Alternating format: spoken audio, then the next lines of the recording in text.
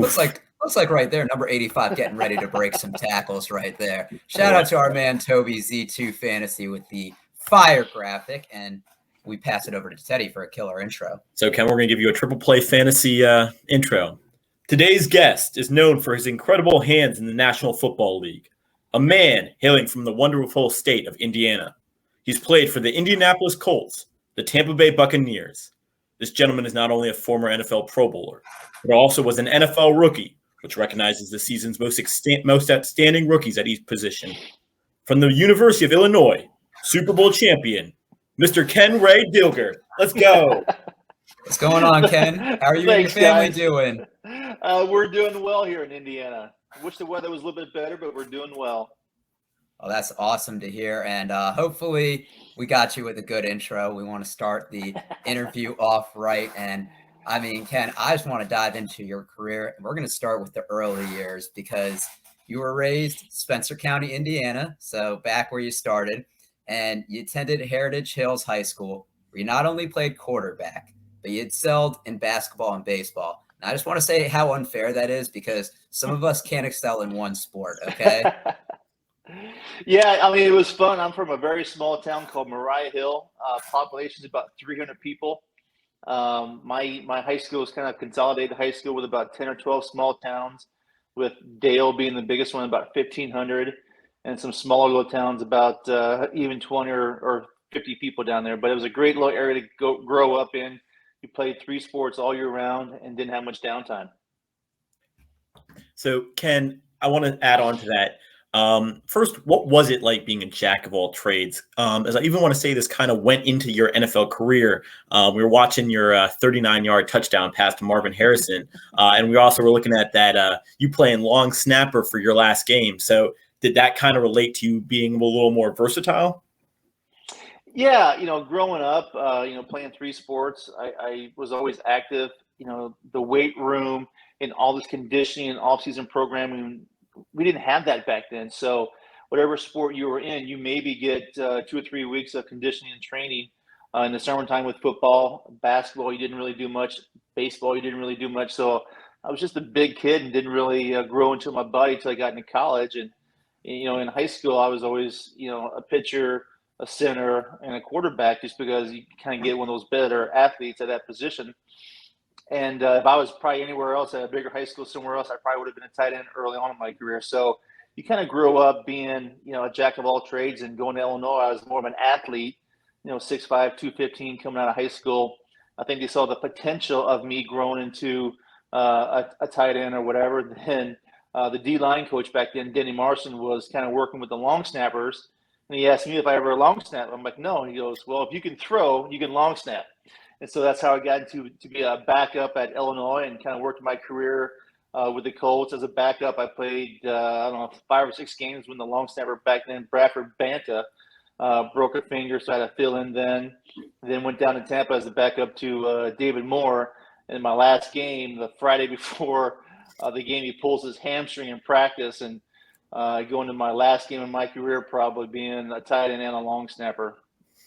It's like you just read your autobiography in sports right there. I mean, you make it seem so casual too. Like, yeah, I was the quarterback, I was the pitcher, I was the center. Like, you're in the glamour positions, and I'm glad that you stuck with one sport. It seems like football was there, and it's interesting. Out of the 3 positions and sports you played in high school, your professional career was a little bit different in terms of the path there. But I want to go now. We're transition to college, so you stay relatively local. You go to the University of Illinois.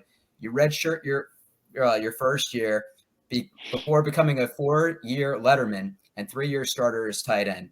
And your stats increased for the most part each season. You really, really took off senior season. 48 catches, 607 yards, 6 tutties. Yes, I said 6 tutties. But also graduating with a degree in marketing. So really making the most out of your college experience. And I'm curious about the details of it from a few perspectives. So you chose Illinois, who had a 10-2 season, and then 8-4 the 2 seasons prior to your arrival. But otherwise, they're a 500-ish program. So did you want to stay local, and was it always your intention to stay 4 years to get your degree?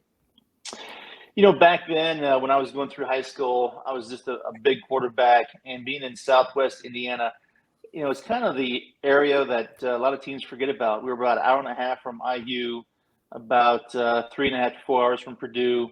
I think Kentucky was 3 or 4 hours away, but not many people recruited that area in Southwest Indiana. So I really didn't know what to expect. And it seems like all the MAC schools, your Ball State, your Indiana State, your Toledo, Morehead State, all kind of gave me a scholarship offer to play quarterback. And then Randy Rogers, who was the head coach of University of Evansville football team, in 1988, they disbanded the football team, and he went to Illinois as a recruiting coordinator under John Makovic. And so he wanted to get some kids from Southwest Indiana, and so that's how I got a scholarship to Illinois. Kevin Hardy and some other kids out of Evansville went there. So Illinois was really the only Big Ten school that recruited me. Now, if it would have came down to between Illinois and Indiana or Purdue, probably would have been a tougher decision. But I'm glad I went to Illinois and made some great friends and had a pretty decent career there. Yeah, and I'm curious because I think a lot of people and maybe it's a little bit different back when you played, but they're thinking about now of hey, if I'm going to play this game of football, I want to play the quarterback position. That's really the money maker there, and tight ends have a little bit of a shorter career. Didn't you think about staying with the position where you had played in high school and probably had a better chance to get a substantial payday in the pros? Not really. I was at the kind of the thought of I just want to go to Big Ten college, get a degree, and get on the field as soon as I could. And back then we had Jeff George was a senior or maybe a junior. He just left for the draft. And you had probably 3 quarterbacks kind of vying for that next position. And then on the tight end side, you had 2 incoming seniors, and their backups were 2 incoming freshmen. So there was a big gap between the seniors and the freshmen at the tight end position. And me being, 6'5", 215, kind of gained some weight early on in my career, my first semester, second semester. So I think it was just a natural progression of me growing into the body that God gave me, and it was his best fit at tight end. Yeah, and I mean, best fit it was. And look, your success doesn't go unnoticed. You had the dream that every football player dreams about, or I guess reality for you, when you were selected with the Colts, the second round, the 48th pick of the 1995 NFL draft. Now, I don't like to assume that people drank when they got drafted, but if you did, what'd you drink? We had a keg of Miller Lite on the farm. So, back then, I grew up on a farm. We didn't have cable TV. And so to get ESPN in the draft, we had to go out and buy a satellite. And so it wasn't that small little 3-foot round satellite that you see now. We bought the big 6-foot one. Okay. Put it out in the middle of the yard. And back then it was I think the first 3 or 4 rounds were on Saturday. So you get the draft on at probably 8 o'clock or 9 o'clock in the morning. We had a keg. We had some food. All my family and cousins and friends came over. We had about 30 or 40 people just kind of hanging around, and you're sitting there watching the draft. And back then, it went from ESPN to ESPN2, and the second round came on. And right when I was getting drafted, it goes from ESPN to ESPN2. So I really didn't know what was going on when I was getting drafted, but I got a phone call from the Colts when Arizona was on the clock. And so they asked me if I wanted to be a Colt. I'm like, yeah. And then you see it finally come across the bottom of the TV on the ticket wire. I'm just thinking about Rob Gronkowski when he's at the championship parades and he downs a beer and then shoves it. I'm just imagining you doing that 25 years before Gronk does it. So that sounds like an awesome story. Awesome story on that. So, I mean, look, we'll go right into your time with Indy because you made an impact right away. You played in all 16 games your rookie season, starting 13 of them, catching 42 balls for 635 yards, 4 touchdowns, being named that all-rookie that Teddy alluded to. Following season, catching 42 balls again, 503 yards, 4 touchdowns. And your remaining 4 seasons with Indy were pretty consistent, catching between 27 and 40-ish balls, 300 to 500 yards, 2 to 4 touchdown, being that consistent threat. So 2002, you become a Tampa Bay Buc. You play your first year. You win a Super Bowl with friend of the pod, Brad Johnson. So I want to give you props on that because that's not something that every player gets to achieve. Yeah, you're right. My 7 years with Indy was a great time. I actually played 3 years with Jim Harbaugh, Marshall Faulk in the backfield. Then you can transition to Peyton Manning, Marvin Harrison, Edgerrin James. And, the first, I would say 6 or 7 years of my career, we were a really a big running game team. When Edgerrin came into the Colts, I think he led the National Football League in running back-to-back years, and we transitioned to the passing game that everybody knew that Peyton and Marvin and Reggie Wayne had. So I was pretty proud of what we did on the I guess on the ground with Marshall Faulk and Edgerrin James, and even down in Tampa when we went down, or I went down there with Brad Johnson, Big Bad Brad, as he call him on TikTok. And if you follow him, which is awesome. And then we had Allstott down there. It was just a great transition in my career. Yeah. I was going to ask real quick. So you mentioned you're on some of the greatest offenses. I know like the Greatest Show on Turf gets like a lot of highlight, but you're right. You're playing with Marvin Harrison, Peyton Manning, Edgerrin James, early in his career. Is there a part of you that feel, and I kind of can imagine it's a double-edged sword, because at the same time, you're not getting the target share that probably most people want, but at the same time, you're probably getting one-on-one coverage and you're having the success of being on a really good team. So when you're playing, and I know it's, this is 20 plus years looking back, but when you were playing, what were your thoughts on how the offense was going? Well, it was just a different era. Under Harbaugh, we had, Marshall Faulk as the number one running back, and I think he caught a lot of balls that year too. And, once we transitioned to Peyton, we had a lot of talent on that offense. You can only throw the ball around to each individual receiver many times. We had Edgerrin out of the backfield, Reggie Wayne, Marvin Harrison, myself, Marcus Pollard. And so we had a talented group.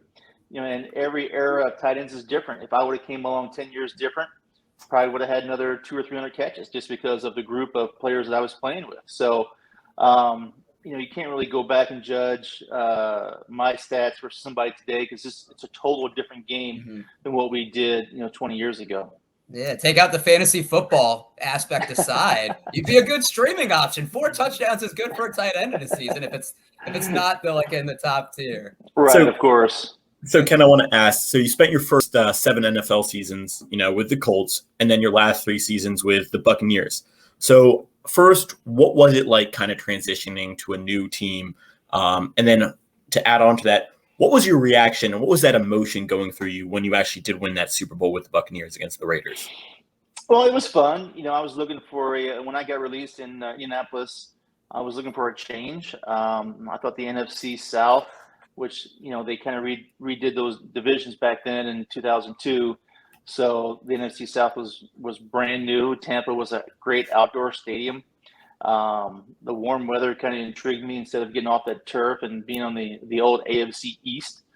So it was just a transition for us. I had 2 kids, 3 and 1 at the time. So it was, get away for a couple of years and see what the NFC South was going to be like. And I think being under John Gruden and what that defense had done for 4 or 5 years under Coach Dungy, who had built that defense to probably one of the better defense in the National Football League ever.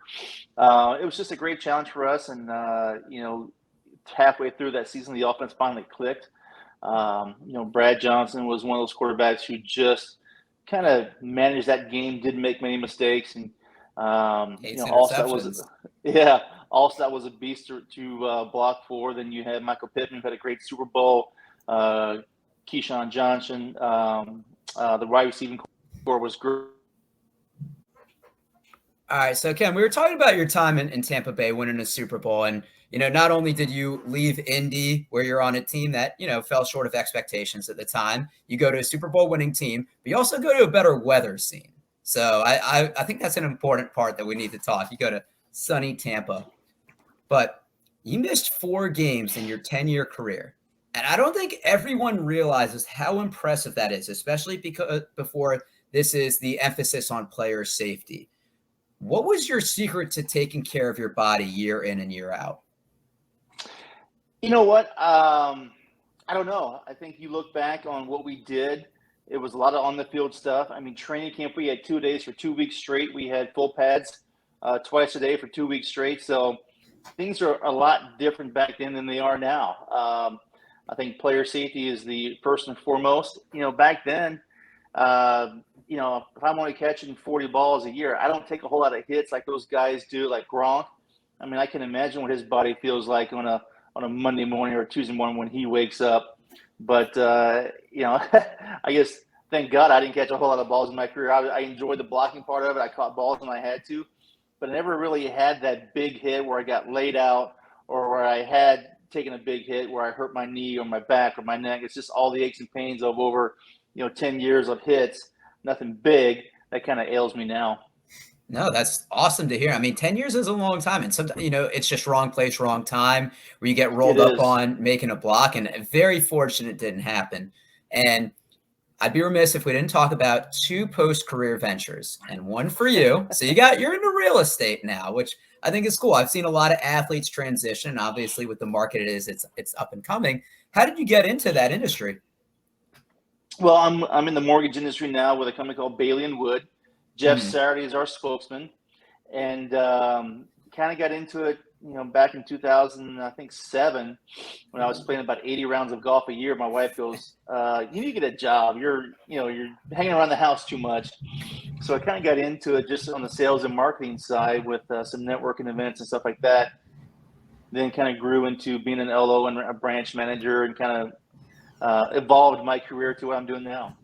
Okay. All right. And you mentioned your wife, who has famous banana bread, and there's articles about it. So that's official. And I've read some stuff that everybody's like, wow, this is awesome. You got to make it into a business. And the funny thing is you joked, you said, hey, I want to retire. You can do this. So how's her business going? Like, what was the growth and development and just really getting it off the ground? Yeah. My wife's been baking this banana bread for about 20 some years for just family and friends. And then she would give it away for Easter or a birthday or a special occasion and whatever. And then some friends go, well, you got to start making this. This is really good. And so she kind of didn't really want to do it because she didn't think she'd succeed at it. And so we had a friend of ours here locally who kind of created the logo and the packaging for her and kind of gave her start. Another friend kind of helped her out with the LLC formation and all that good stuff. And then she started baking these little mini loaves and started selling them through, friends and family and word of mouth. And all of a sudden, all the local media got involved. And I'm on a Sunday countdown to kickoff Colts pregame show called Wish TV, Countdown to Kickoff with Anthony Calhoun.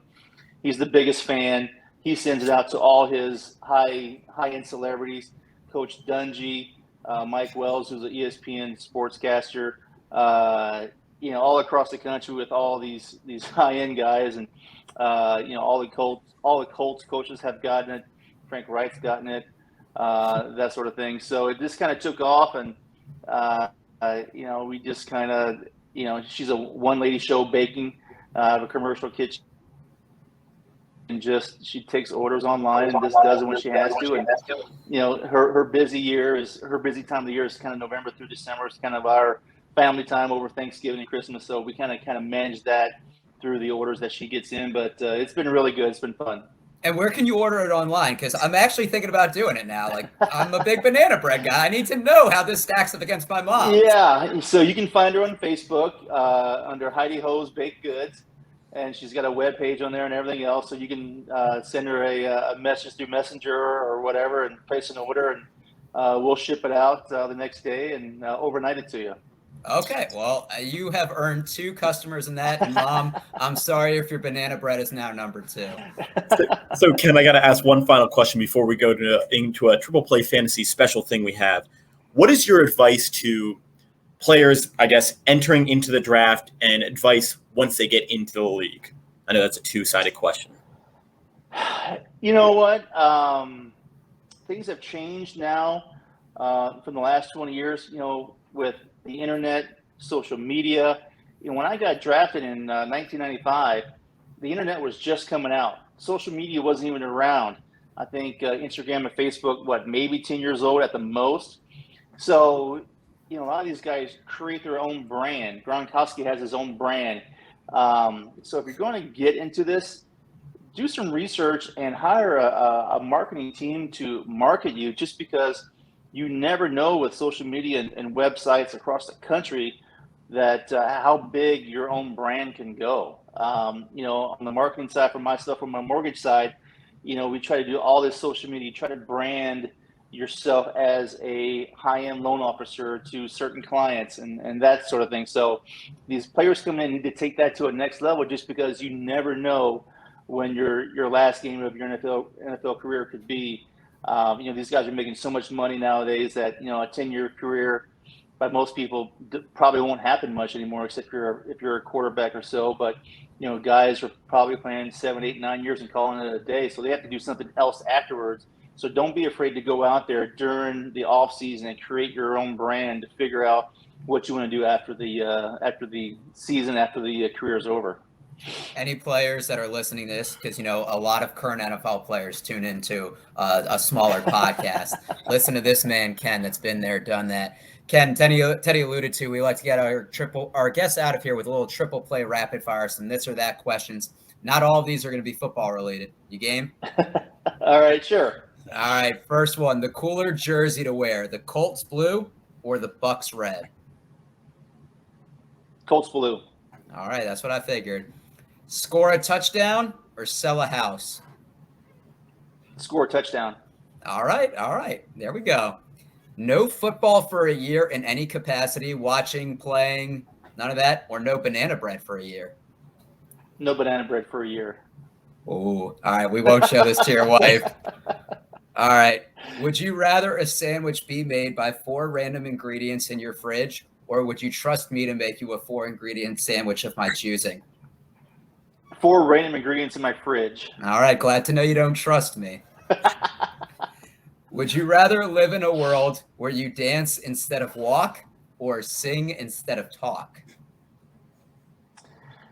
Oh my gosh, I can't do either one of them, so none of them don't sound good. I would say probably dance instead of walk.